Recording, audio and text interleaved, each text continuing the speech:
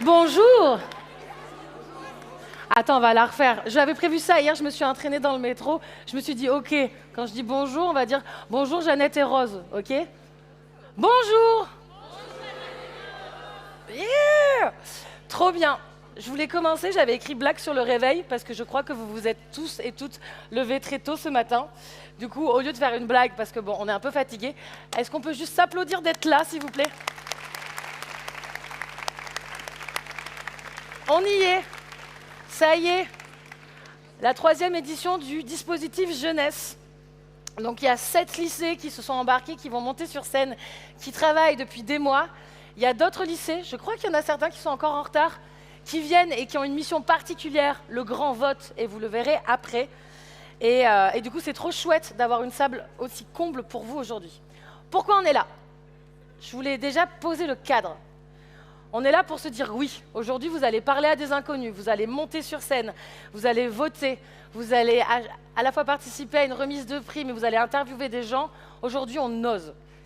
Ensuite, on est là pour se poser des questions et se poser des questions. Est-ce que j'aime bien? Qu'est-ce qui me plaît? Est-ce que c'est cool d'être dans Paris? Est-ce que c'est cool de monter sur scène? Est-ce que c'est cool de rencontrer des gens qu'on ne connaît pas? Et enfin, s'il vous plaît, on est là pour passer un bon moment. Et on pourra passer un bon moment si on est gentil. Au début, je me suis dit que peut-être la valeur numéro 1, c'était la bienveillance. Mais c'est galvaudé, tout le monde l'utilise, il y a la bienveillance à tous les égards. Par contre, la gentillesse. Pour toutes celles et ceux qui vont monter sur scène ici. Parce qu'on fait des choses qu'on n'a jamais fait à Change Now. C'est-à-dire que c'est la première fois que c'est des jeunes qui montent sur scène et qui interviewent des adultes, qui prennent en main pendant 3 heures cette scène. Du coup, pour toutes celles et ceux qui ne montent pas sur scène, maximum d'empathie pour ceux qui prennent ce courage à deux mains. Donc, comme d'hab, j'aime bien ouvrir cette journée en remerciant notre hôte, parce que vous n'êtes pas à l'événement de Jeannette Boulanger. Non, vous êtes à Change Now, et Change Now, c'est possible grâce à 3 cofondateurs et cofondatrices. Et j'ai la chance d'avoir Rosemée avec moi qui m'embauche chaque année pour vous réunir ici. Et à chaque fois, je lui demande quelque chose de différent. Du coup, je me suis dit de quoi elle pourrait parler aujourd'hui. Et comme le concours d'éloquence, scène ouverte de tout à l'heure, s'appelle « Épouse ta cause, plaide-la », mais je voulais qu'elle vous parle de elle, à quel moment sa cause, elle l'a épousée. Donc voilà, vous pouvez applaudir Rose.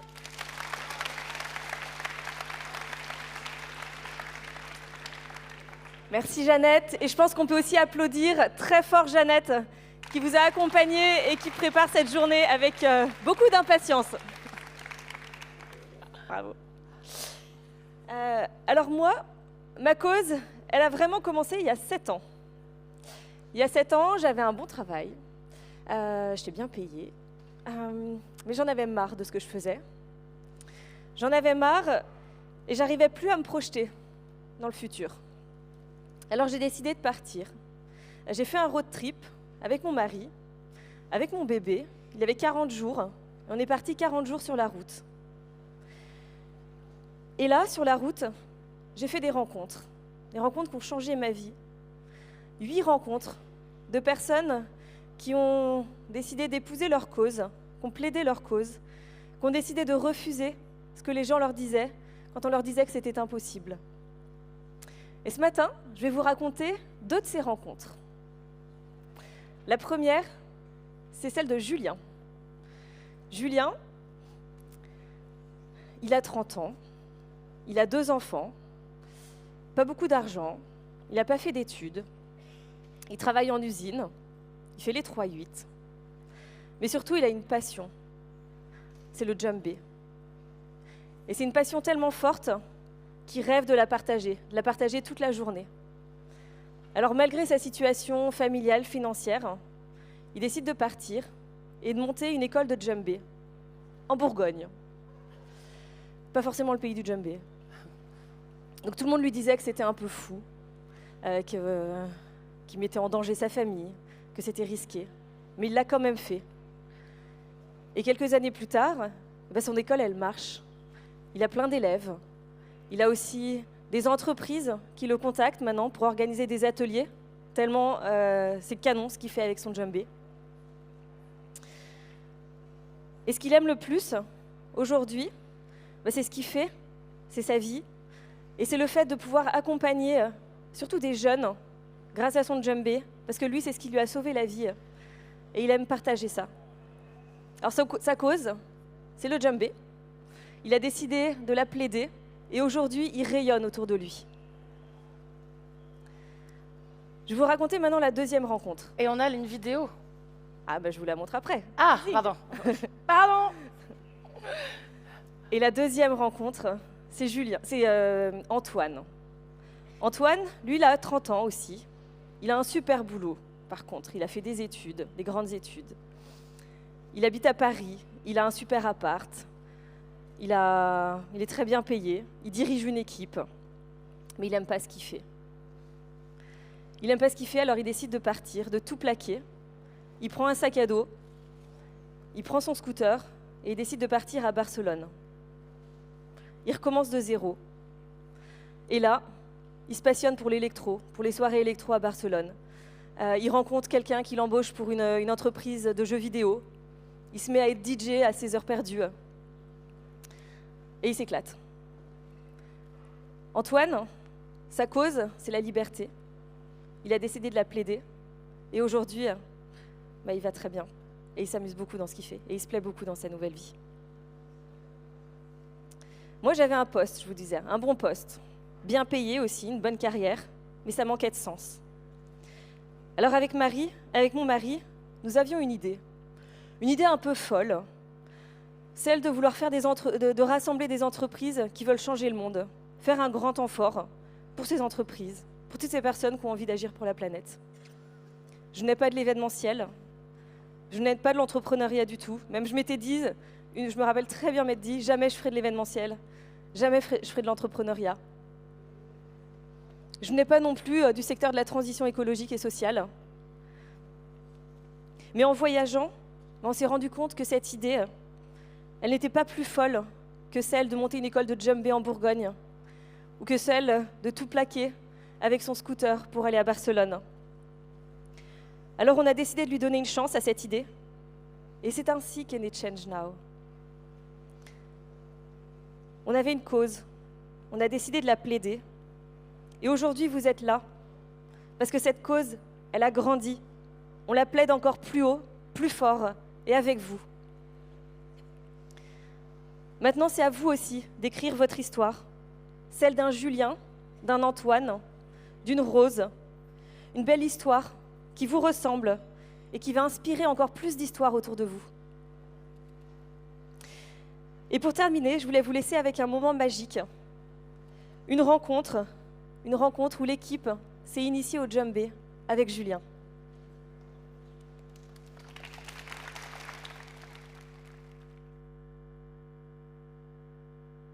Le tube de l'été 2020.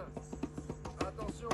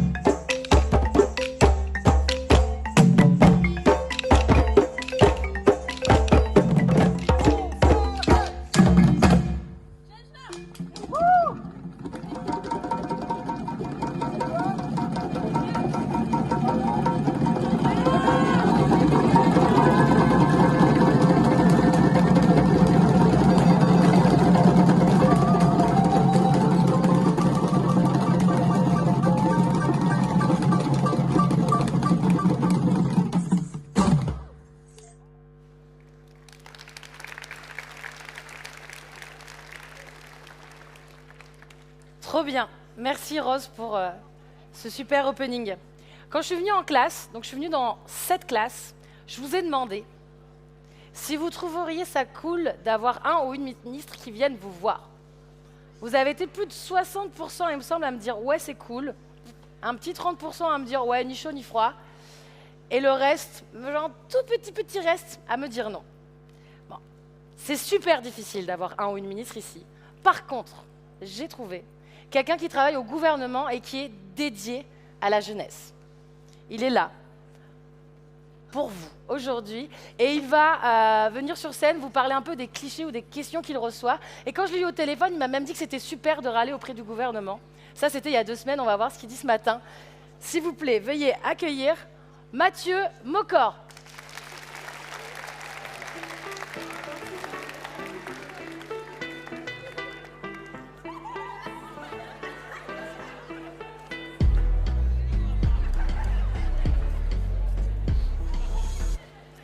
Alors on se demande pourquoi.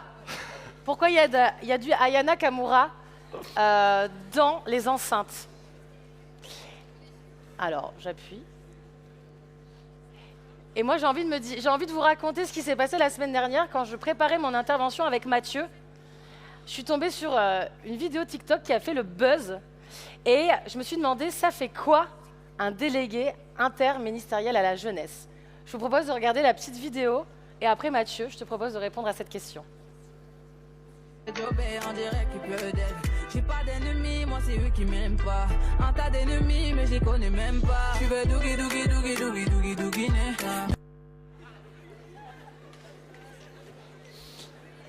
Si on m'avait dit que je ferais l'entrée au Change Now un jour sur une vidéo TikTok d'Aya Nakamura, je l'aurais pas forcément cru. Est-ce que vous allez bien? Moi, je suis très perturbé parce que j'ai vu qu'il y avait des viennoiseries énormes tout à l'heure qui se baladaient. Donc, je commence à avoir très faim. Je suis hyper content d'être avec vous aujourd'hui. Donc, je suis Mathieu Mocor, délégué interministériel à la jeunesse et TikToker amateur depuis quelques jours. Un délégué interministériel à la jeunesse, ça fait quoi?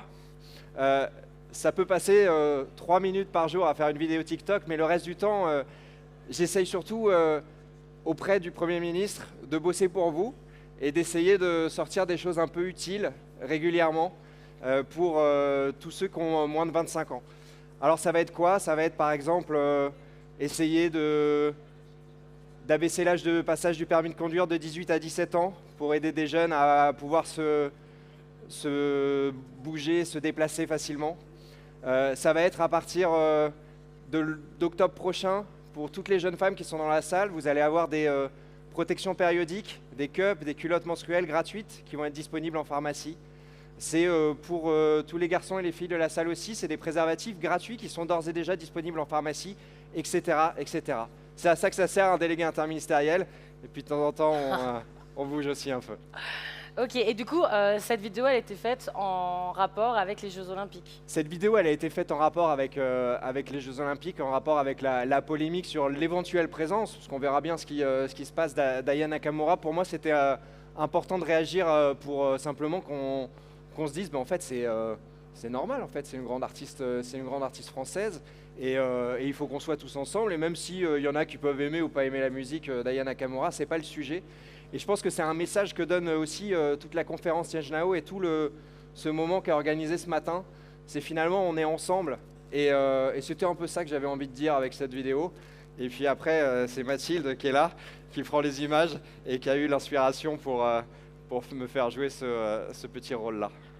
Ok, merci. Et quand on s'est eu au téléphone, tu m'as dit que de temps en temps, c'était super que les jeunes ils puissent râler auprès du gouvernement parce que c'était comme ça qu'on arrivait à identifier les problématiques à résoudre. Ouais. Et comment ils peuvent se manifester? Est-ce qu'il y a un canal? Est-ce que c'est sur X? Est-ce que c'est sur TikTok? Est-ce qu'il y a une adresse mail pour pouvoir interagir avec le gouvernement sur les sujets qui les concernent? Ouais, d'abord, c'est important parce que très souvent, on dit oulala, attention, si les jeunes y râlent, ça fait peur. Moi, ça ne me fait pas peur du tout. Au contraire, moi, j'ai besoin d'être que vous donniez vos avis et c'est hyper important. Un délégué interministériel à la jeunesse, c'est un peu une forme de délégué de classe, en fait. Vous savez, c'est un peu comme dans vos classes. Moi, j'essaye de porter vos revendications et puis parfois, on réussit des trucs, parfois, on ne les réussit pas. Pour me contacter, honnêtement, le plus simple, c'est sur Instagram. Vous n'hésitez pas, tous ceux qui veulent, vous m'envoyez les messages et je les lis, j'essaye d'y répondre. Parfois, ça prend 2-3 jours, hein, ça m'arrive de rattraper les trucs le week-end, mais promis, je réponds à quasiment tout. Oh ouais. Preuve à l'appui. Il l'a dit devant les caméras, vous pouvez lui écrire. Ouais, je prends l'engagement. Mathieu Mocor sur Instagram. Exactement. Ok, vous savez où... Comme ça, c'est direct. Où écrire. Alors, prochaine étape, avant de nous quitter, si on peut faire réapparaître les slides, J'ai demandé aux classes qui ne montaient pas sur scène si elles avaient des questions à poser à Mathieu, parce que c'était l'occasion de créer un dialogue. La prochaine fois, je m'y prendrai plus tôt. Néanmoins, nous avons 2 questions.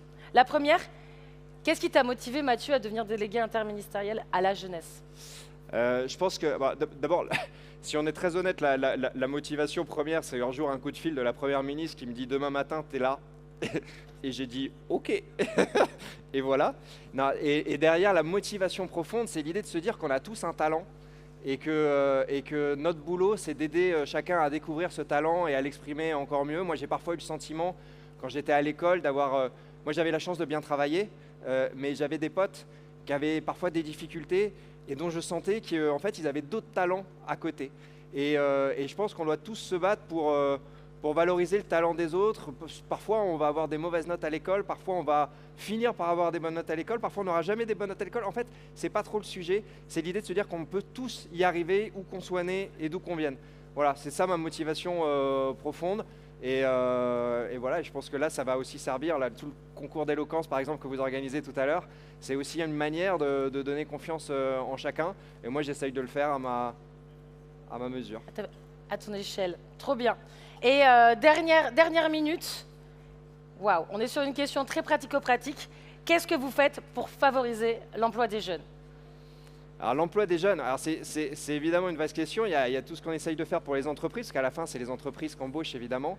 Un truc peut-être juste un point qu'on développe depuis 3-4 ans, que moi j'aime beaucoup, ce qui est le mentorat. Tu sais, cette idée que toi, moi, quand on a 25-30 ans, qu'on est un peu installé dans la vie active, on a tous 1 heure ou 2 à passer pour essayer d'aider chaque mois un jeune, d'où qu'il vienne. Moi, par exemple, je viens plutôt de la ruralité. C'est pour ça que je suis sensible sur le sujet permis de conduire. Il y en a d'autres qui viennent de quartiers plus ou moins favorisés. Et très souvent, quand on est jeune, on n'a pas le réseau. On ne sait pas exactement ce qui existe. On sait que c'est une galère parfois pour les stages de 3e, les stages de seconde, de trouver des stages. Et l'idée que chacun, en fait, on peut prendre par la main pendant quelques mois un jeune, d'où qu'il vienne, pour juste lui ouvrir les horizons et souvent, en fait, devenir pote avec lui. C'est un truc hyper important. Il y a quelques années, il y avait 30 000 jeunes par an qui étaient accompagnés comme ça par des associations géniales qui font le boulot. Et puis, on est allé voir les associations, on leur a dit « Est-ce que vous êtes prêts à faire x10 ?» Et elles ont dit bingo. Et là, on est passé de 30 000 jeunes accompagnés à 150 000. Il y a un site internet, si ça vous intéresse, qui s'appelle unjeuneunmentor.fr. Et que vous soyez adulte ou que vous soyez jeune, vous pouvez soit vouloir devenir mentor, soit vouloir être mentoré. C'est très facile, c'est une forme d'accompagnement bis. Et franchement, c'est un super bonus. Au pire, vous vous entendez pas avec votre mentor et puis vous arrêtez le truc. Mais la plupart du temps, ça donne des histoires extraordinaires et ça vous permet de rencontrer des gens différents. Donc voilà, ça résume pas tout ce qu'on peut faire pour l'emploi des jeunes, mais c'est un exemple très concret pour essayer d'aider à la bonne orientation et ensuite faciliter la vie de chacun. Et ça, c'est national? C'est national. Ok, donc potentiellement, si on habite à Marseille, on peut aller sur le site. Évidemment que si ça, on habite à Marseille, tu sais me prendre par les sentiments. Ok, je pense que vous pouvez applaudir Mathieu. Merci. Pour ses réponses. Merci beaucoup. Trop bien. On va passer maintenant à la partie programmation. À partir de maintenant, ce sont vous, les élèves, qui allez monter sur scène. Est-ce que cette image, ça vous dit quelque chose? Oui, non? Ça, c'est normal. C'est parce que j'ai plus de 30 ans. Et nous, à l'époque, quand on voulait avoir le résumé du meilleur de la télé, on allait sur Canal+, c'était en clair, c'est-à-dire qu'on ne payait pas, et on pouvait avoir le meilleur de ce qui s'est passé dans les médias. Aujourd'hui, avec TikTok, avec Instagram, avec Snap, vous n'utilisez plus ça. Par contre, moi, je me suis demandé comment vous avez accès aux informations. Quelle chaîne vous regardez? Et c'est pas facile, hein, parce que je vous ai posé des questions, ça fait 2 ans que je taffe le sujet, j'ai toujours pas les réponses à mes questions. Par contre, je trouvais ça intéressant de savoir qu'est-ce qui vous intéresse, que ce soit des bonnes nouvelles ou des nouvelles plus inquiétantes. Où est-ce que vous en êtes, en fait, avec le monde qui vous entoure? Du coup, vu que j'étais aux platines, moi, je suis allée chercher dans ma pop culture. Donc aujourd'hui, nous, on est partenaire avec un média qui s'appelle le Média Vert. Et il y a notamment un gars qui s'appelle Gaëtan Gabrielé qui danse en annonçant des bonnes nouvelles dans un monde qui va mal. Je le trouve très sympa, il a 200 000 abonnés. Et enfin, je me suis inspirée d'Hugo Décrypte parce que c'était à peu près la seule personnalité que vous connaissiez tous. Et lui, il fait des petits débats sur sa page Instagram qui sont super chouettes. Du coup, je me suis dit qu'on allait faire un petit méli-mélo pour vous proposer un zapping de l'actualité. Et pour ça, je vais vous demander d'être extrêmement gentils, parce que les premières à ouvrir le bal aujourd'hui s'appellent Sabrina Berchèche et Giovanna Darocha du lycée Anatole France. Regarde, tu peux te mettre là. Vous pouvez même vous rapprocher un petit peu. Voilà. Très bien. Bonjour Sabrina. Bonjour Giovanna. Bonjour Jeannette. Alors, je suis particulièrement ravie de vous avoir avec moi sur le plateau pour parler des nouvelles du monde. Alors, quand on parle de news, je pense qu'elles sont un peu à l'image de la vie. Il y a des jours où on a l'impression d'avoir gagné au loto et le monde est merveilleux, et il y a des jours où on n'ose même pas ouvrir WhatsApp parce qu'on sait qu'on va se prendre des vues. Le monde est-il à cette image? Comment va le monde aujourd'hui, Sabrina? Nous les jeunes d'aujourd'hui, on s'inquiète. À chaque fois que j'ouvre Insta ou TikTok, je flippe. Je suis noyée d'informations, toutes plus inquiétantes les unes que les autres. Les personnes meurent de soif. Dans le monde, les animaux sont en voie de disparition. Et le réchauffement climatique, on en parle. Bref, je ne veux pas vous faire peur, mais ces images seront plus parlantes. Lancement de la vidéo.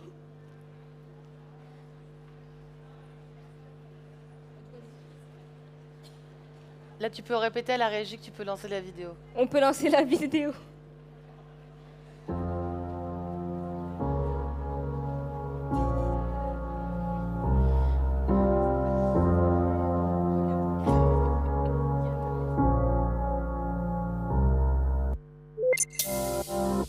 Puissant cyclone Bellal touche le département français de la Réunion. L'île était en alerte violette cette nuit. L'alerte violette, c'est l'alerte maximale qui peut être donnée pour un cyclone, synonyme de danger important. Elle a été mise en place donc dans la nuit et concrètement avec ce niveau, la population est confinée et ne doit pas sortir. Une sortie dans son jardin ou sur son balcon, même très courte, est interdite. 20% de nos poubelles sont encore enfouies. Ça paraît incroyable, mais en 2022, nous avons enterré en France 17 millions de tonnes de déchets ménagers, soit le poids de 1700 tours Eiffel. Des restrictions depuis juillet et aujourd'hui de l'eau 1 jour sur 3. Mayotte a soif, oui, et ce n'est pas une vue de l'esprit pour Marianne, elle est institutrice à Tsunzu. Il y a des enfants qui ont soif, qui reçoivent une bouteille d'eau minérale tous les 2 jours, comme si on leur posait un trésor sur la table. Premier problème, le jus de décharge qui est issu de la décomposition des déchets organiques. Il ruisselle jusqu'au fond du trou en se chargeant au passage de tous les polluants. Alors dans les sites modernes, le bas de la décharge est recouvert d'une membrane en plastique pour éviter la contamination des nappes phréatiques et des cours d'eau. Mais des accidents et des fuites sont inévitables. Deuxième souci, le vent qui fait s'envoler les déchets légers avant qu'ils soient recouverts et qui propage dans la nature des milliers de sacs plastiques. Et troisième problème, le méthane, ce gaz au très fort pouvoir de réchauffement qui est produit là encore par la décomposition des ordures. Certaines décharges récupèrent ce gaz et l'utilisent pour produire de l'énergie, d'autres le brûlent sur place.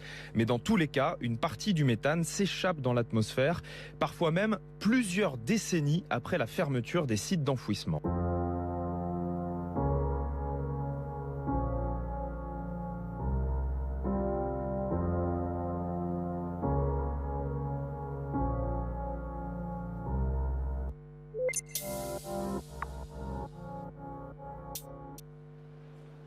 Très bien.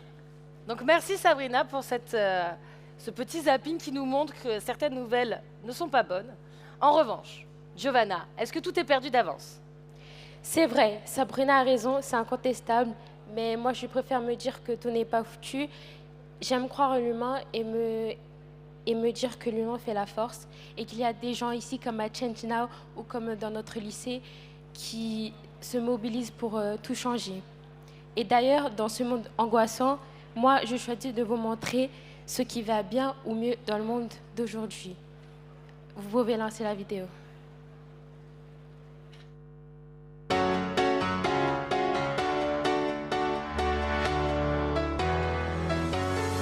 Well, there's a will, there's a way, kind of beautiful.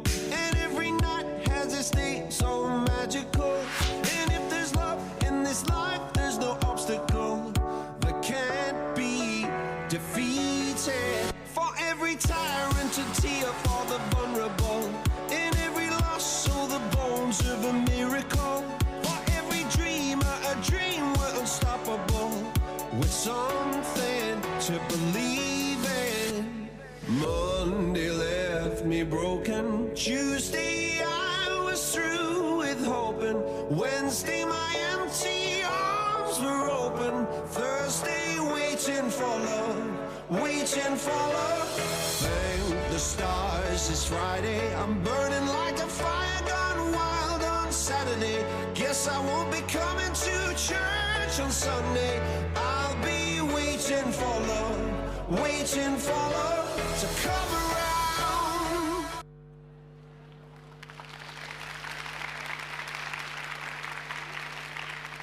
Merci pour ce deuxième zapping qui nous montre que la vie est faite de nuances. Est-ce que je peux avoir les slides, s'il vous plaît? Et c'est pas fini. Comme je vous le disais, on s'est aussi inspiré du Go Decrypt. Et quand je suis venue vous voir au lycée, je vous ai demandé est-ce qu'il y a un sujet sur lequel vous n'êtes pas d'accord en ce moment?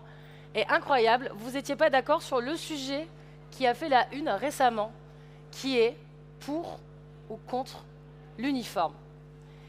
Pas être d'accord sur un sujet, certes, c'est le meilleur moyen de s'embrouiller, mais c'est aussi le meilleur moyen de varier ses opinions et pas être d'accord avec les gens, c'est juste l'histoire de la vie. Ça vous arrivera peut-être tous les jours.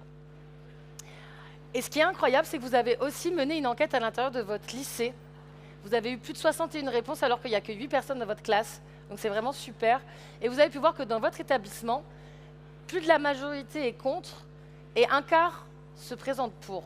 Donc ce qui m'intéresse, c'est de savoir, par exemple, Sabrina, pourquoi être contre l'uniforme? Moi, je suis contre le port de l'uniforme au lycée pour plusieurs raisons. Déjà, j'aime pas qu'on m'impose une jupe, et parce que ça peut être inconfortable pour certaines personnes. Et puis, on peut exprimer notre personnalité en s'habillant comme on veut et pas s'imposer un uniforme. Sachant que avec l'uniforme, ce n'est pas possible. C'est pas possible de s'imposer. Non, c'est pas possible du coup. Je suis stressée.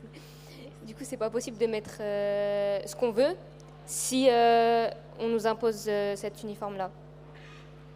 Et à ajouter à tout cela que c'est cher pour quelques années d'études, sachant qu'après on va pas les réutiliser et que ces budgets-là, on peut les mettre ailleurs, comme à l'éducation nationale, avec des meilleurs matériels de qualité et des locaux en bon état et aussi des radiateurs qui fonctionnent. Quand on regarde le sondage qu'on a fait au lycée, sur les 61 réponses obtenues, il y a quand même 60% des élèves qui sont du même avis que moi.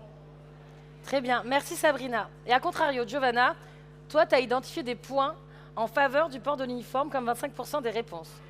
Raconte-nous. C'est vrai que les vêtements peuvent exprimer une personnalité, mais ils peuvent également être source de différence entre nous. Là, avec le port de l'uniforme, on sera tous au même niveau et plus de différence entre ceux qui peuvent se payer des vêtements de marque et les autres. L'achat de l'uniforme va coûter de l'argent, mais on peut imaginer les recycler ou encore imaginer un système de location pour pouvoir les réutiliser. Et puis franchement, le port de l'uniforme sera un gain de temps pour le matin pour s'habiller. Moi, je reste convaincue que le port de l'uniforme est une bonne idée. Et quand on regarde les résultats, certains de mes camarades sont du même avis que moi. Très bien. Donc vous avez pu entendre les arguments pour et les arguments contre. Et un débat, c'est bien, mais un débat participatif, c'est mieux. Là, je vais vous demander d'aller sur le profil Instagram de Adla Tizaoui, qui est la professeure de Sabrina et Giovanna, pour donner votre avis. Elle a mis un sondage pour ou contre l'uniforme, pour voir, vous, ce que vous pensez de ce débat. Est-ce que vous pouvez sortir vos téléphones et chercher sur Instagram Adla et voter pour ou contre le port de l'uniforme? Normalement, son profil est public. Et j'ai demandé à Adla d'aller sur son compte pour pouvoir nous donner la statistique. Ça s'est vu.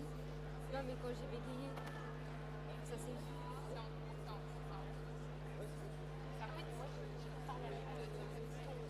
J'ai parlé en livre. Et on a déjà pas mal de votes dans l'Assemblée, avec une grande majorité d'entre vous. Pour le moment, ça vote encore. Je pense qu'on a déjà une tendance qu'on peut affirmer. On l'affirme? Vas-y. Non, je crois pas. Si, c'est bon, c'est bon. C'est bon? Ouais. Alors, on a 73% des personnes ici présentes qui sont contre le port de l'uniforme au lycée. Visiblement, les gens vont dans ton sens, Sabrina. On a 22% qui sont pour et 5% sans opinion. Ok, ben merci d'avoir participé. Vous pouvez vous applaudir. C'est trop bien. Et si le port de l'uniforme est voté, vous pouvez écrire à Mathieu Mocor sur Instagram pour vous dire que vous n'êtes pas content. Merci Sabrina, merci Giovanna. Vous pouvez les applaudir bien fort. On en sait un peu plus sur l'actualité. Très bien. On passe à la deuxième étape. Alors, on a essayé d'avoir Hugo Décrypte. Hugo Décrypte n'est pas venu. Du coup, je lui ai volé son format. J'espère qu'il ne m'en voudra pas. Mais au pire, peut-être qu'il viendra l'année prochaine. Mais ce que j'ai adoré en regardant toutes les vidéos qu'il a faites sur YouTube, c'est qu'il a une façon d'interviewer les gens qui est super stylée. Quand tu regardes 50 minutes d'interview, tu as l'impression de connaître la personne, de jouer avec ce qu'elle aime dans la vie, de découvrir son passé. Et je trouvais que c'était une super façon de rencontrer des gens. Donc la classe qui s'apprête à venir sur scène a complètement joué le jeu. Et les invités qui vont venir se faire interviewer vont se faire interviewer à la façon de Honoré, à la façon d'Hugo Décrypte. Donc on va avoir des trios sur scène, donc elles peuvent déjà se préparer. Je vais déplacer les chaises. Et je vous demande d'être, pareil, hyper gentil, parce que c'est vraiment un challenge, parce qu'il y a des questions, il y a des jeux, il y a des explications à donner. Donc pour la première interview, je vous demande d'accueillir Maïwen, oui c'est ça, Maïwen Agana Polgar, Tessa Tanguy, Noémie Lapère de Monnière et Philippe Zawati.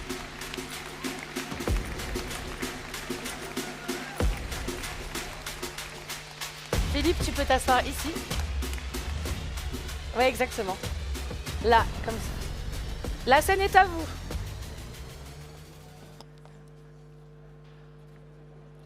Bonjour Philippe. Donc je vais faire une petite présentation pour ceux qui ne vous connaissent pas.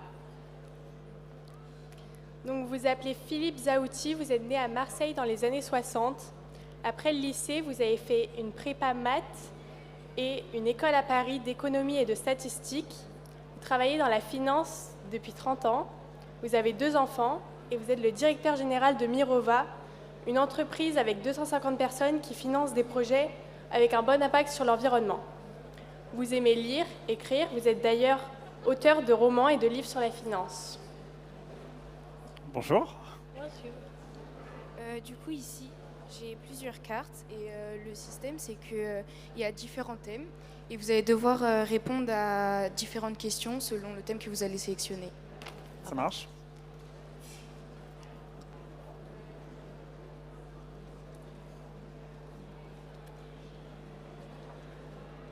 Du coup, c'est le thème. Alors c'est oui, oui, non, non. Du coup, vous allez avoir 60 secondes pour répondre à différentes questions. Ouais. Et la seule réponse, ce sera soit oui, soit non. D'accord. Je vais lancer un chrono de 60 secondes. Oui, alors c'est moi qui vais du coup vous poser des questions. Voilà, répondez oui ou non. Ça marche. Ah. Le chrono est prêt? Vas-y. C'est parti. Vous supportez mal les voyages. Pourriez-vous faire 22 heures de vol pour aller en Australie? Non. Est-ce qu'un jour vous comptez publier un nouveau roman? Oui. Avez-vous bien vécu votre prépa de maths? Non. Vous êtes passionné par le théâtre. Pourriez-vous devenir comédien? Oui. En première, vous avez participé au grand concours général d'histoire. Êtes-vous toujours doué dans cette matière? Oui. Est-ce que vous préférez la ville de Marseille plutôt que Paris? Oui. Pourriez-vous courir un marathon? Non. Vous n'étiez pas très doué en anglais à l'école. Do you speak English now? Oui. Rêvez-vous toujours d'une carrière dans la politique? Non. Conseilleriez-vous à vos enfants de travailler dans la finance? Non. Est-ce que vous pourriez vivre à Nairobi? Non. Est-ce que c'est facile d'être un CEO? Oui. Avez-vous toute votre vie été engagé pour l'environnement? Non. Aimez-vous toujours autant l'informatique qu'au collège? Non. Avez-vous confiance en la jeune génération pour faire évoluer Oui. le monde? Ah bah très bien. Le chrono est terminé. Merci. Merci.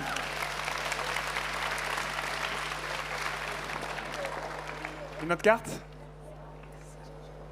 Allez. Alors, ça s'appelle souvenir. Prof, bref, souvenir. Alors, c'est une carte pour revenir un petit peu dans vos souvenirs et dans votre passé. Oui. J'aimerais vous demander si pendant votre scolarité, que ce soit au collège ou au lycée, vous avez eu un ou une professeure qui vous a marqué et pourquoi?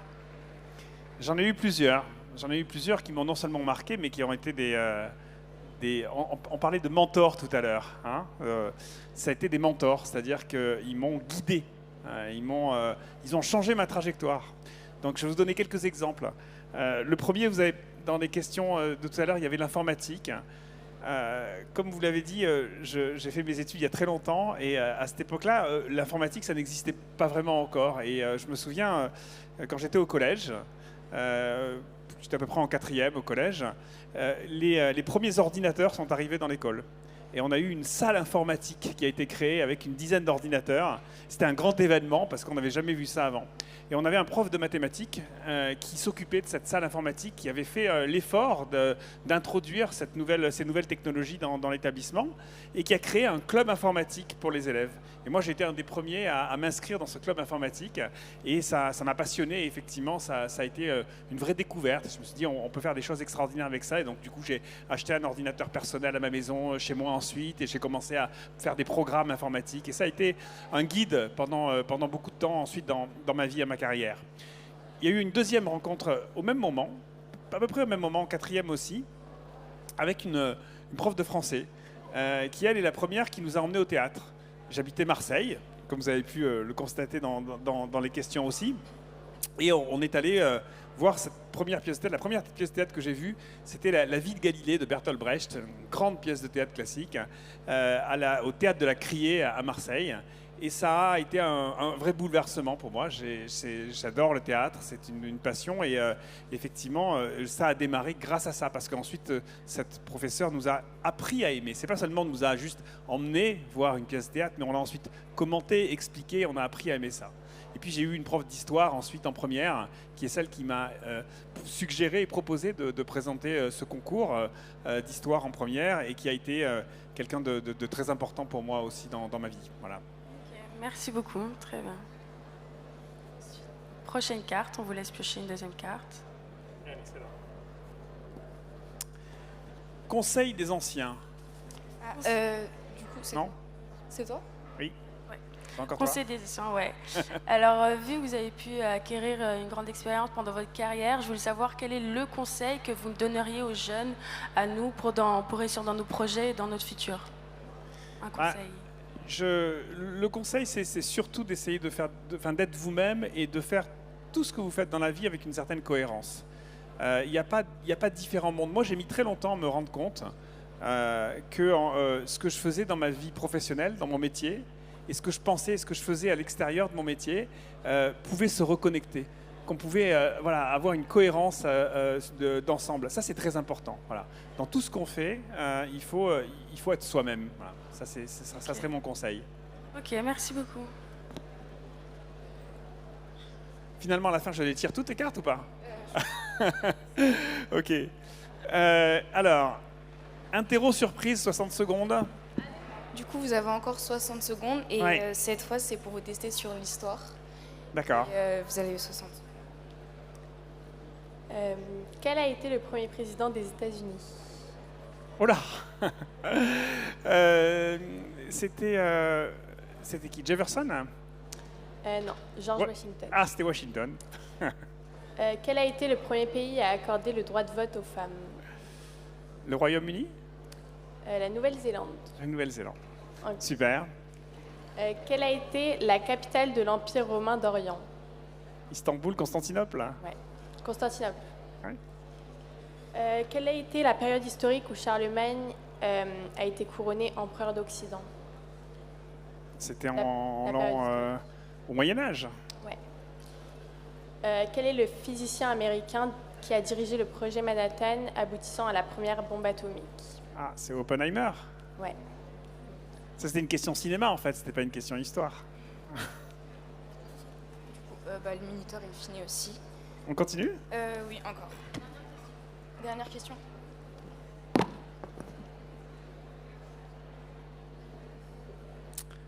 Tu préfères?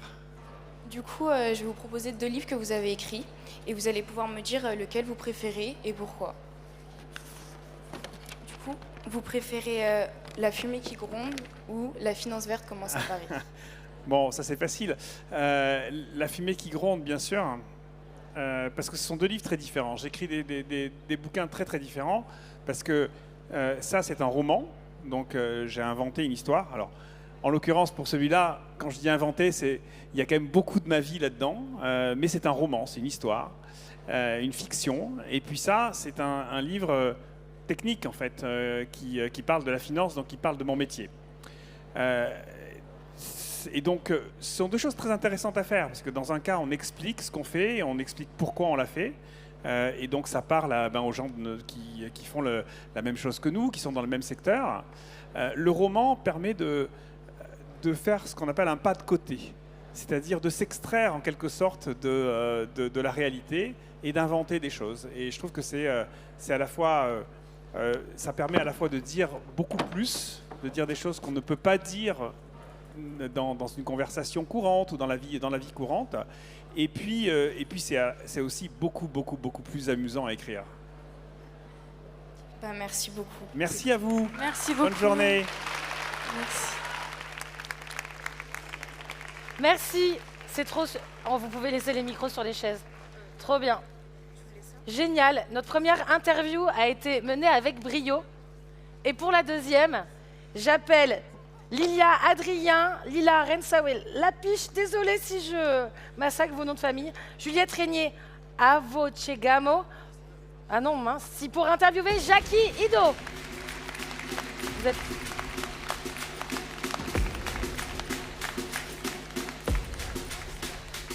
Ah. Merde, j'ai pas pris mon téléphone. Je crois qu'il y a un autre micro. Bonjour, Jackie Ido. Pour les gens ici du public qui ne vous connaîtraient pas, j'ai préparé une petite présentation de 1 minute sur vous. Donc, Jackie Ido, Jean-Jacques, de votre vrai nom, vous êtes né en 1977 au Burkina Faso et êtes acteur, comédien, réalisateur et slammer.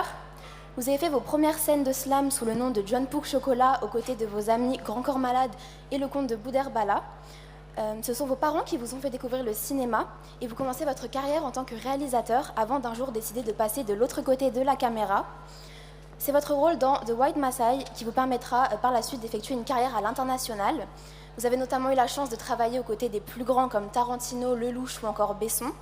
Vous êtes amoureux de la linguistique et êtes polyglotte et vous avez eu l'occasion de jouer dans une dizaine de langues différentes.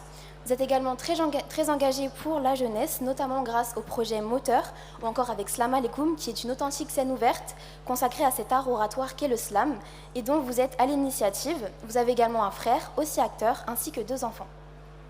Donc vous avez Lila près de vous, qui a plusieurs cartes. Sur chaque carte se trouve un symbole que vous allez piocher et vous allez donc les lire à voix haute et on vous expliquera au fur et à mesure ce que cela signifie. Merci. Travail journalistique parfait, je vous engage. Par contre, juste une petite précision, parce que j'ai 2 enfants qui ont été squeezés dans l'histoire. J'ai 4 fils. Voilà. Je suis un papa nombreux. Alors, c'est... Vous avez oui, non, non, et du coup c'est moi. Pendant 60 secondes, je vais vous poser une série de questions par lesquelles vous allez devoir simplement répondre par oui ou par non, sauf quelques exceptions qui seront sous forme de vous préférez. Très bien. Alors, je vous mets le thermomètre. Ok. Est-ce que Mélanie Laurent est facile à vivre sur un tournage? Oui. Parlez-vous couramment 6 langues? Oui. Sans compter Bérénice, avez-vous déjà lu du Jean Racine pour le plaisir? Oui. Pourriez-vous définitivement quitter la France? Non. Si vous deviez faire un choix, choisiriez-vous plutôt le devant ou l'arrière de la caméra? Derrière. Êtes-vous meilleur slammer que Grand Corps Malade? C'est quoi cette question? Aimez-vous les westerns? Oui. Êtes-vous bon en mathématiques? Non. Aimeriez-vous faire d'autres voix de doublage? Oui. Croyez-vous en l'astrologie? Si quelqu'un a des doublages à faire, appelez-moi. Surtout pour des dessins animés. Croyez-vous en l'astrologie? C'est complexe. Si vous aviez, Oui. si vous aviez été adolescent, auriez-vous vous-même participé au projet moteur? Oui. Êtes-vous plutôt... Ah, J'ai bon? Merci. Une autre? Je vous ai même pas dit bonjour, vous allez bien? Tous autour? Ça va? Alors, C'est interro surprise. Donc je vais vous poser une série de questions et vous devriez répondre à propos du domaine du cinéma. Et si vous ne savez pas la réponse, vous pouvez passer la question. Et vous aurez un temps d'une minute. d'accord. Quel est le premier long métrage réalisé par Quentin Tarantino? Reservoir Dogs, Ouais. Qui a réalisé le film Amélie Poulain? Jean-Jacques Jeunet. Jean-Pierre Jeunet. Jean-Pierre Jeunet. Qui a joué le rôle de Caitlin dans la série Taxi Brooklyn? Kyler Lee. Oui. Dans quelle banlieue parisienne le film Jusqu'ici tout va bien avec Gilles Lelouch se déroule-t-il? Avec Gilles Lelouch. Oui. Dans le 93. Oui. Quelle est la bande originale du film La vie scolaire? Je viens de là, de Grand Corps Malade. Oui. Pouvez-vous me citer 2 films d'animation qu'a réalisé Hayao Miyazaki? Le voyage de Chihiro et le château dans le ciel. Le château ambulant. Château ambulant. Quel est le film d'Alfred Hitchcock où une femme prend son bain? Psycho. Oui. Dans le film Wajda, que souhaite avoir la petite fille? Dans le film Wajda. Je passe. Quel style de musique est évoqué dans le film Whiplash? Du jazz. Oui. Ok, bah c'est fini. Oh non, je voulais que ça continue.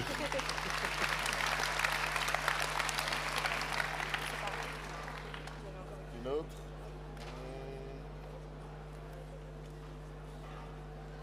Question d'élèves, vocaux. Alors, on va vous faire écouter 2 vocaux où 2 élèves vous ont posé justement des questions. Et vous allez devoir y répondre comme vous voulez. D'accord.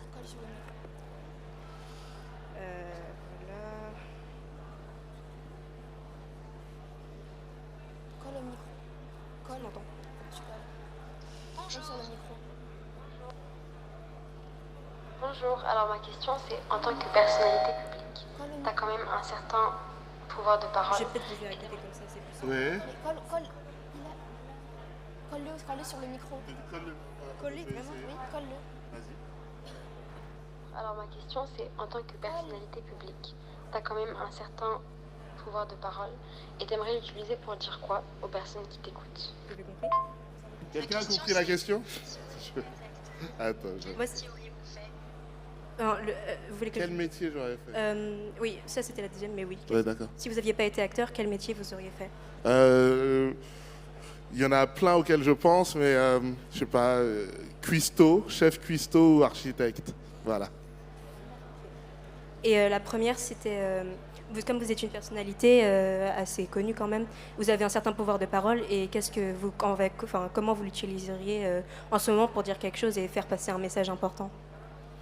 Rêvez fort, rêvez grand et réveillez-vous pour accomplir vos rêves.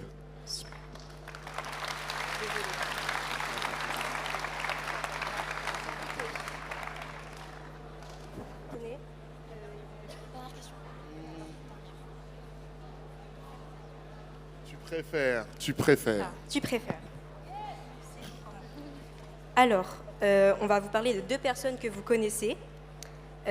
Donc ma question c'est, tu préfères Carole Bouquet ou Quentin Tarantino? Mais vous allez me fâcher avec des gens, c'est pas possible. C'est le but. Ma Carole, ma reine. Et pourquoi du coup? Justement, on est très proches. Ok. Et c'est quelqu'un que j'admire beaucoup, qui a un énorme cœur, et voilà. Puis Quentin, il comprendra. Ok. C'est fini. Lila, c'est fini. Okay. Merci. On a fini? Merci beaucoup à vous. Merci beaucoup. Yeah, on peut encore les applaudir bien fort, c'était trop super. Alors, maintenant, on peut passer au dernier acte de la programmation avant de passer à la deuxième partie de cette super matinée. Ça va commencer avec ce film. Normalement, ce film, tout le monde ici l'a vu. Et tout a commencé avec Hélène Hippie. Parce qu'à la base, je voulais absolument vous faire regarder un documentaire et qu'on puisse avoir un débat dessus. Et il se trouve que Hélène, elle regardait Bigger Than Us. Du coup, je l'avoue, moi aussi, je me suis mis à regarder le documentaire et je me suis pris une claque énorme. Et il se trouve que j'avais eu la chance d'avoir 5 petites minutes avec Flore Vasseur, la réalisatrice, quand je bossais sur un autre événement. Et je l'ai juste accompagnée au cinéma pour qu'elle fasse une projo. Et j'ai eu une conversation de dingue avec elle. Et il se trouve que les planètes étaient hyper alignées parce que vous voyez le film. Du coup, on a eu un deal. C'était si tout le monde regarde le film, il y a une classe qui pourra poser ces questions à la réal. Donc potentiellement, ça fait un petit moment que vous avez regardé ce film. Donc la première chose à faire, c'est de re-regarder le trailer ensemble.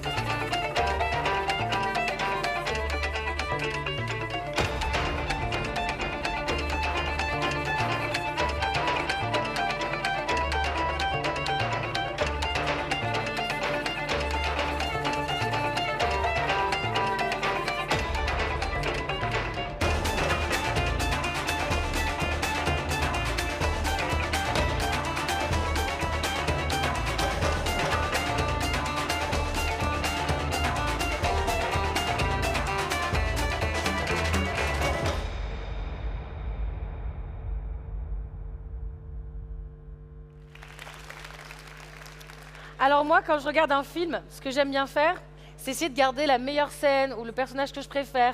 Et un peu comme dans X-Men, parce que je regardais énormément X-Men quand j'étais jeune, il y a un des personnages, quand elle touche une autre personne, elle récupère un peu son super pouvoir. Ben moi, j'essaye de faire ça avec les films pour voir comment ça peut m'influencer dans ma vie de tous les jours. Du coup, je me suis dit que j'allais faire la même chose avec la classe Albert Schweitzer. Alors j'invite toutes les personnes qui vont récupérer les meilleures scènes et ce qu'ils ont préféré dans les personnages à se mettre en file indienne ici. Nous sommes, Aléa du direct, en retard. Du coup, je m'exprime à vous. Vous allez avoir les slides avec les personnages. Quand vous voyez votre personnage, vous montez sur scène, vous choisissez quelqu'un dans le public. Si votre texte fait moins d'1 minute, c'est super, parce qu'on a du retard. Donc maintenant, je vais vous demander d'être extrêmement gentil et de découvrir quelles sont les scènes et ce qu'il y a de mieux dans les personnages de Bigger Than Us. Et pour commencer, je vais appeler Bersem. Vous pouvez applaudir Bersem ?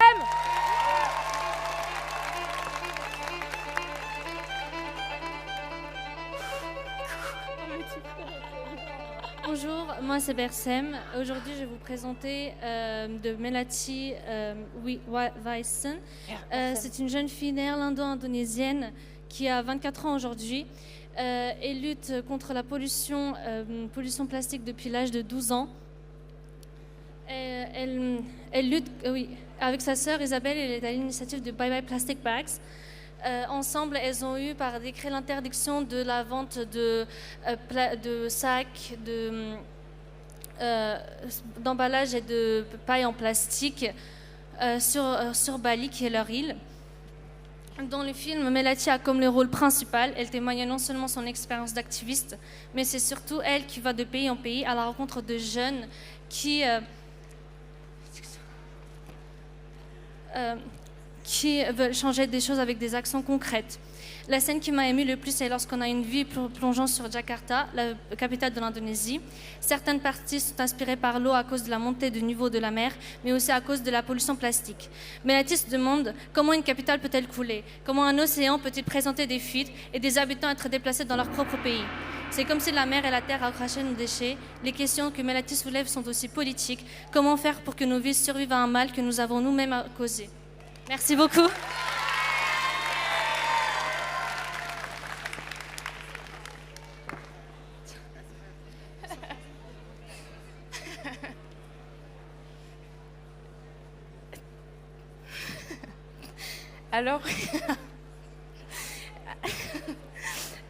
Alors, moi, j'ai décidé de présenter Zulka Martinez.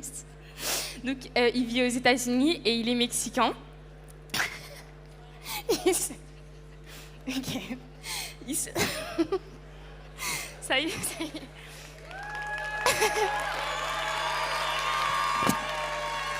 C'est bon. Alors, il se bat pour la préservation de la nature, donc la fin des pesticides, la fin de l'exploitation des gaz de schiste. Donc, il y a une scène qui m'a particulièrement marquée. C'est lorsqu'il est assis sur un rocher et en fait qu'il tend sa main derrière lui pour montrer le paysage. Et en fait, il explique que les choses ne changeront jamais tant que les gens pensent que le paysage est extérieur à nous. En fait, il faut penser comment? Il faut penser que la nature est nous et que c'est la même chose au final. Et que lui faire du mal, ça revient à nous faire du mal.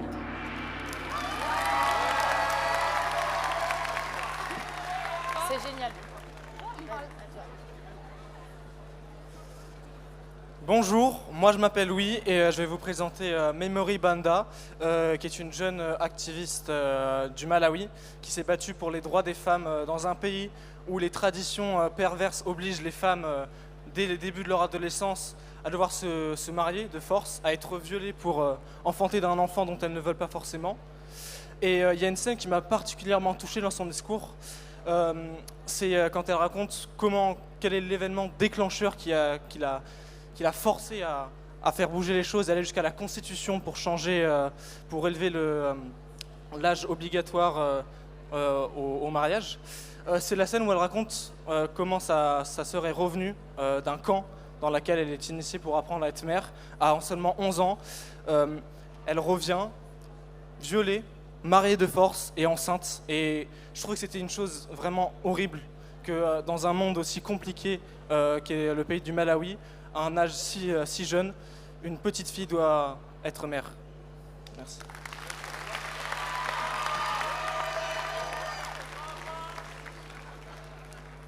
Allô, allô. Ok, ça marche bien.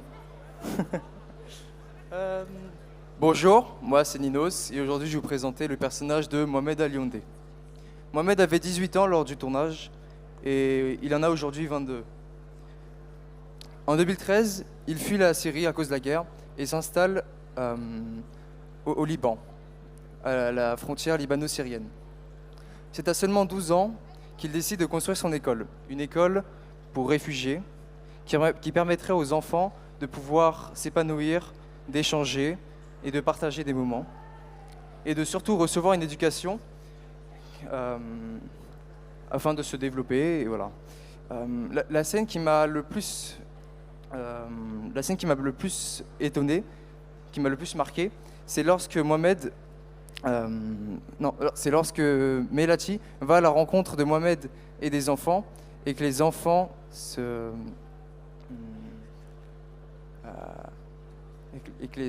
que les enfants se sentaient si épanouis qu'ils du coup... Ah.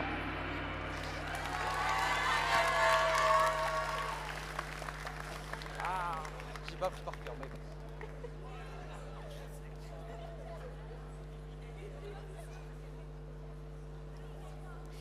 Bonjour, moi c'est Chérine. Du coup, c'est à mon tour, je vais vous parler de Winnie. J'avoue que son passage dans le film est celui que j'avais le moins retenu, car il ne nous concerne pas directement. C'est ce que j'avais pensé sur l'instant. Je pense que ce n'est pas parce que ça ne nous concerne pas qu'on ne doit pas en parler. En regardant le film une seconde fois, je me suis rendu compte que son combat est exemplaire.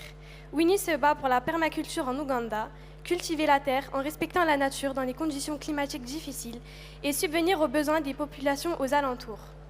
La scène que je retiens, c'est lorsque Winnie a parlé à un groupe de femmes assises par terre. Ça m'a fait penser à un cours où Winnie serait l'enseignante. C'est à ce moment que j'ai compris que son combat allait encore plus loin. C'est une forme d'éducation, tout est dans la transmission. Winnie n'a rien, elle est totalement démunie, mais elle a tout, son savoir-faire, qui aide 900 familles depuis 2016. Cela a permis aux agricultrices de sauver le peu de terre qu'elles possèdent et de permettre la bonne alimentation des habitants aux alentours.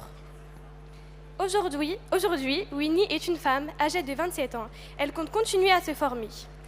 Je souhaite que personne ne vive la même histoire que moi, dit-elle à un moment. En plus de la transmission, elle est dans la protection, celle de la terre et de ses semblables.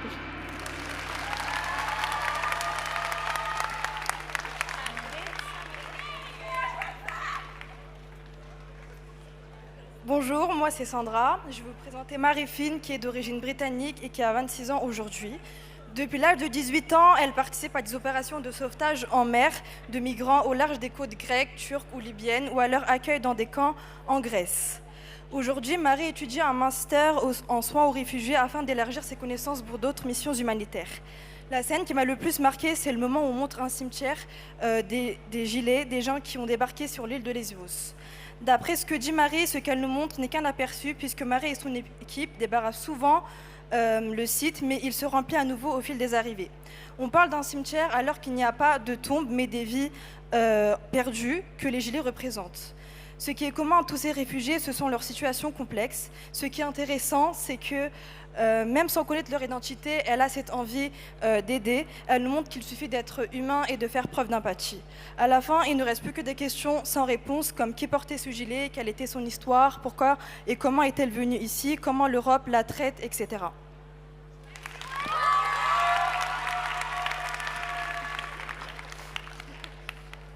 Du coup, c'est encore moi parce que j'ai choisi un deuxième activiste. Donc, le deuxième activiste que j'ai choisi, c'est René Silva, au Brésil. Donc, c'est lui qui a créé le journal Voz das Comunidades pour parler des personnes, de sa favela. Et à l'intérieur, il dénonce un petit peu tout ce qui se passe dans sa favela, tout en luttant contre l'image un petit peu négative qu'ont les médias, justement, à propos justement des favelas. Donc voilà, si je devais retenir qu'une seule citation, qu'une seule de ces phrases qui m'a marquée, ça serait quand il dit qu'il ne change pas le monde, mais qu'il change sa communauté, sa favela. Et du coup, ça prouve bien qu'il a conscience en fait des limites qui lui sont imposées et qu'au final, changer le monde à son échelle, c'est déjà bien. Donc je suis convaincue que les solutions pour un monde meilleur ne viendront pas d'en haut, de policiers ou de réglementation à l'échelle mondiale, mais d'en bas, de nous, des gens comme vous et moi. Yes. Et on peut les applaudir encore bien fort parce qu'ils ont taffé. Yeah. Ça y est, ça se réveille. Trop bien. Donc maintenant, je me suis dit, et il s'est passé un truc de fou, j'adore les questionnaires, vous allez le voir, généralement, je vous pose des questions. Et là, je leur ai demandé une question. Est-ce que ça vous dirait de faire du bénévolat suite au visionnage du film? Et la stat de ouf, c'est que 80% des élèves ont dit, mais grave, je suis trop chaud. Et je me suis dit, qu'est-ce qu'on fait avec cette donnée, maintenant que le film a donné envie d'agir? C'est simple. On demande à son partenaire de prendre un petit déjeuner à Montreuil un vendredi matin. Et pour raconter cette histoire, je vous demande d'accueillir Anne-Claire Roux et Rana Amra.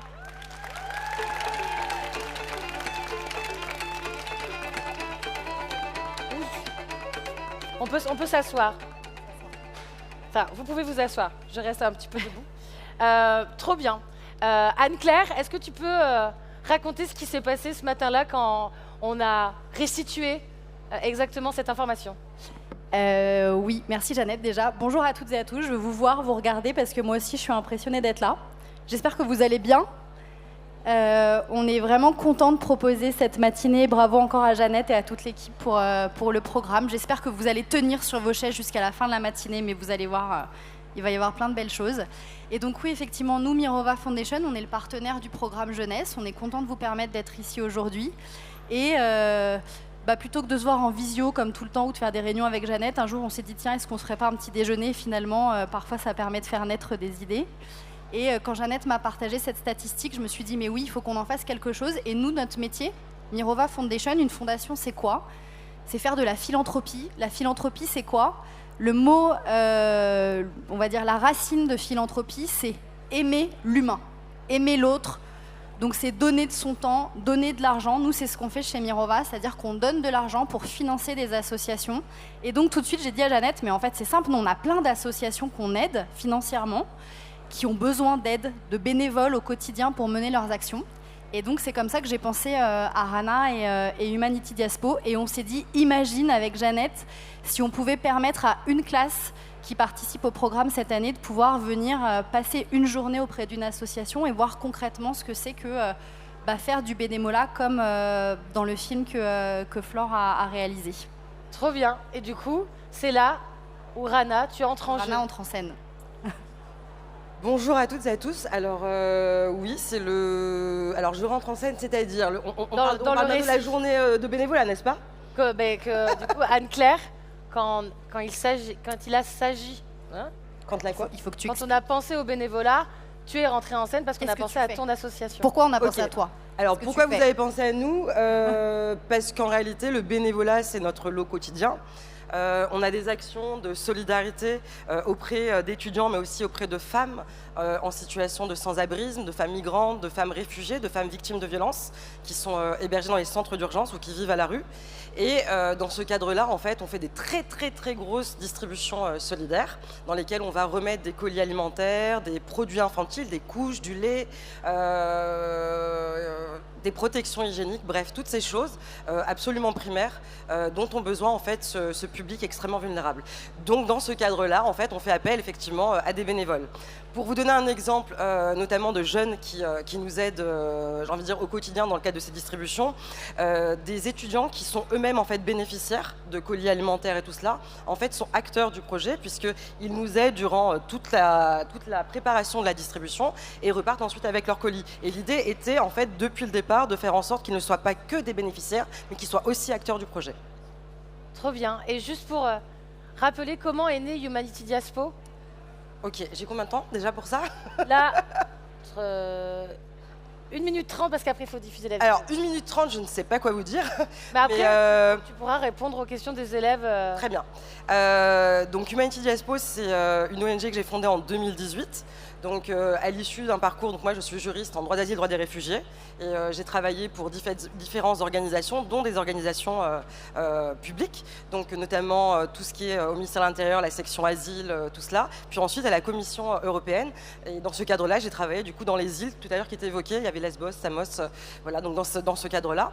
Et après avoir confronté en fait la mort au quotidien et les situations extrêmement précaires, vulnérables en fait de ces populations, quand je suis rentrée en France, j'ai décidé en fait de me focuser sur la lutte contre la précarité des femmes et spécifiquement en fait ce public en particulier qui est encore plus vulnérable dès lors qu'il arrive et qui pose son pied en Europe. Trop bien. Et il s'est passé quoi alors le 13 mars dernier? Alors, le 13 mars dernier, bravo on a à eu notre lycée qui est toute là.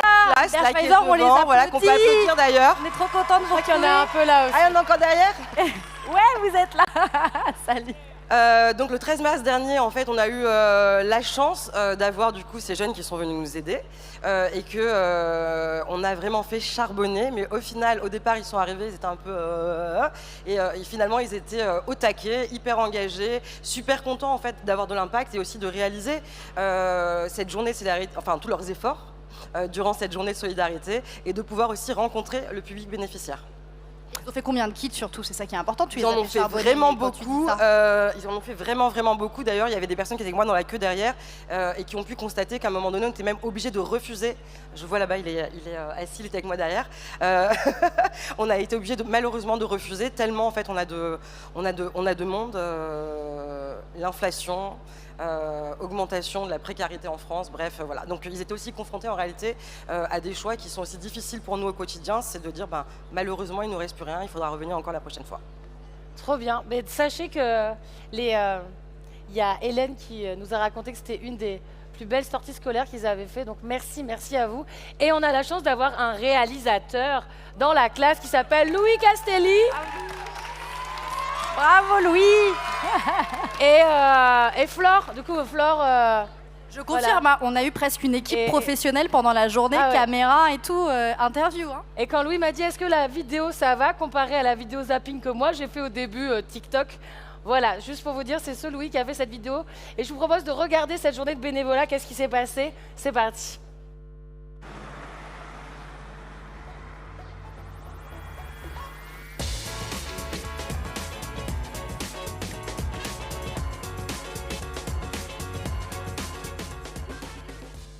Aujourd'hui, on a besoin de se mobiliser ensemble et de venir faire des petites actions comme ça, mais qui ont une résonance énorme, parce qu'aujourd'hui, on a accompagné, on a soutenu plus de 300 femmes qui sont là avec leurs enfants, avec leurs bébés, etc. Bah, finalement, ça permet de se dire qu'on met une petite pierre à l'édifice pour essayer de mieux comprendre ce qui se passe en ce moment.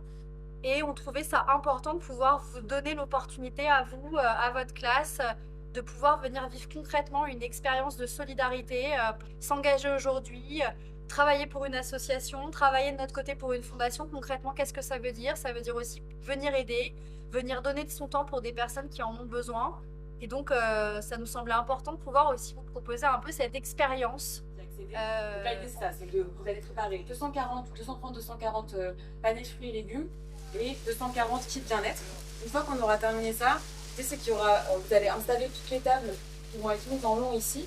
Et on installera sur chacune des tables des types de produits. C'est-à-dire que vous aurez des paniers de fruits et légumes, des kits d'hygiène qui sont distribués, tous les produits infantiles, c'est-à-dire tout ce qui va être amené là, des couches, des lingettes. On a quelques produits alimentaires aussi, des petits pots, des céréales pour les bébés, etc. Des kits bien-être et enfin les produits, les protections menstruelles. Je pense que c'est une très bonne chose pour nous, les femmes, pour les personnes qui sont dans le besoin. Et je pense que ça aide toujours. Moi, je ne savais pas, mais je pense que c'est vraiment une bonne chose. Et sachant que c'est aussi des jeunes qui le font, c'est aussi bien. Donc, je vous encourage à continuer dans ce sens pour aider les personnes qui sont dans le besoin. Parce qu'on n'y pense pas, mais on a beaucoup de personnes qui sont dans le besoin. Et voilà, moi, je pense que c'est une bonne chose. Donc, je vous remercie. Du coup, si vous avez l'occasion de faire du bénévolat, allez-y parce que ça nous fournit très peu d'efforts et de voir les sourires à la fin, etc. C'est juste magique, donc allez-y. Bah, franchement, les jeunes de mon âge qui ne savent pas quoi faire, trouver une association qui peut vous mettre bien, que ce soit en termes de budget ou en termes de motivation, d'initiative, c'est magnifique. Là, franchement, j'adore. C'est une meilleure collaboration. Ils étaient bénévoles et on a travaillé d'arrache-pied depuis ce matin. On a organisé des kits pour les personnes nécessiteuses. On les a distribués par la suite. Tout s'est bien passé. On est vraiment fiers des lycéens comme ça. C'est formidable. À refaire. À refaire, c'est totalement hors cours, hors classe, mais il n'y a pas de morale, il y a juste de l'humanité en fait. Vous avez, voilà, je pense que vous avez fait ça en plus de gaieté de cœur, donc ça c'est le plus important.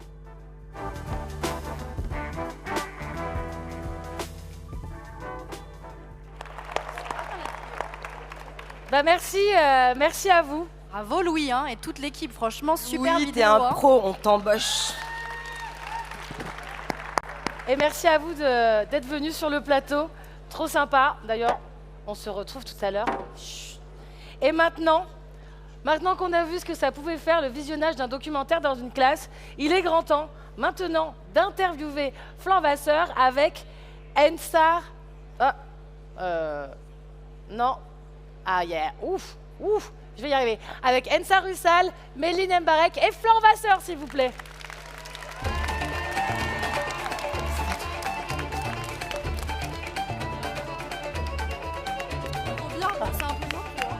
Mais c'est trop bien.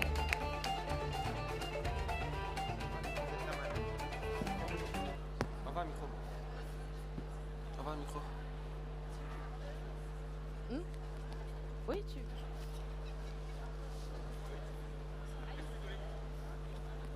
Bonjour. Bonjour.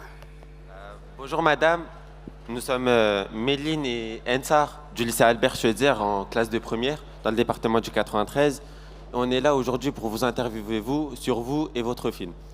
En fait, être là, c'est formidable pour nous aujourd'hui parce qu'on est heureux et honoré de pouvoir vous poser ces questions. C'est un privilège pour nous. Moi aussi. Et du coup, on va commencer. Avant de commencer, par contre, on voudrait vous présenter aux autres. Alors, pour ceux qui ne savent pas, Madame Vasseur, de son vrai nom Flore Vasseur, est une auteure et réalisatrice française. Elle est connue pour son engagement social et environnemental. Et ses travaux traitent souvent des sujets sur l'écologie, les droits de l'homme ou encore des sujets, des questions sociétales. Et elle utilise son art en fait pour nous sensibiliser, nous les jeunes, à participer à ces causes.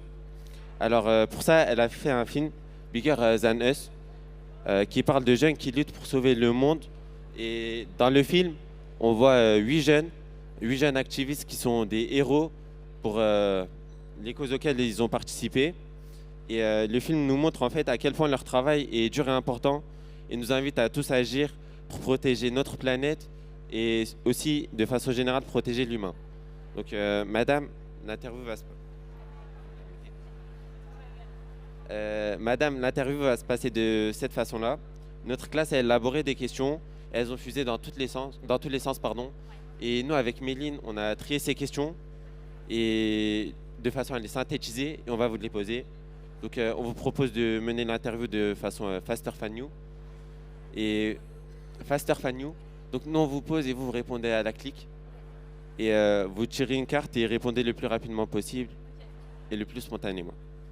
Vous êtes prête? Carte. Non, Ok, alors, vous allez en tirer une. je vais vous proposer 3 types de cartes. Vous avez soit des questions sur Bigger Than Us, soit des questions sur vos aspirations, ou soit des questions surprises dont vous devez répondre en moins de 60 secondes. Vous pouvez choisir parmi ces 3 cartes. On va commencer facile, Bigger Than Us. Bigger Than Us. Donc c'est moi qui vais vous poser la. Donc la première question, c'est où avez-vous trouvé la motivation de faire le film? J'ai 60 secondes, c'est ça? Non, là, vous avez tout le temps. La motivation? Oui. La motivation, c'est facile. D'abord, merci 1000 fois d'être là. Toi, enfin, tout le monde ici, vous êtes formidables. Merci, merci, merci, merci. Enfin, voilà, je fais... Pourquoi la motivation? Pour ça. Voilà. Pour être là, pour être avec vous, pour vous transmettre un tout petit peu de cette envie de vivre que j'ai vue partout et qui est jamais très loin. Vous l'avez vu avec vos camarades qui sont engagés pour aller faire une journée de bénévolat. Moi, ma motivation, c'est de vous transmettre cette envie de vivre. Donc voilà pourquoi j'ai fait ce film. Êtes-vous satisfaite du rendu du film? Je trouve qu'il y a quand même des petits moments où j'aurais dû couper un peu plus vite et tout, mais franchement, non, j'adore. J'ai passé énormément de temps. C'est vraiment un travail de l'amour. Et c'est vrai que là, c'est moi qui suis sur scène, mais la vérité, c'est qu'il y a eu au moins 150 personnes pour m'aider à faire de ce film quelque chose de très complet, en fait. Après, ça touche pas, c'est autre chose, mais je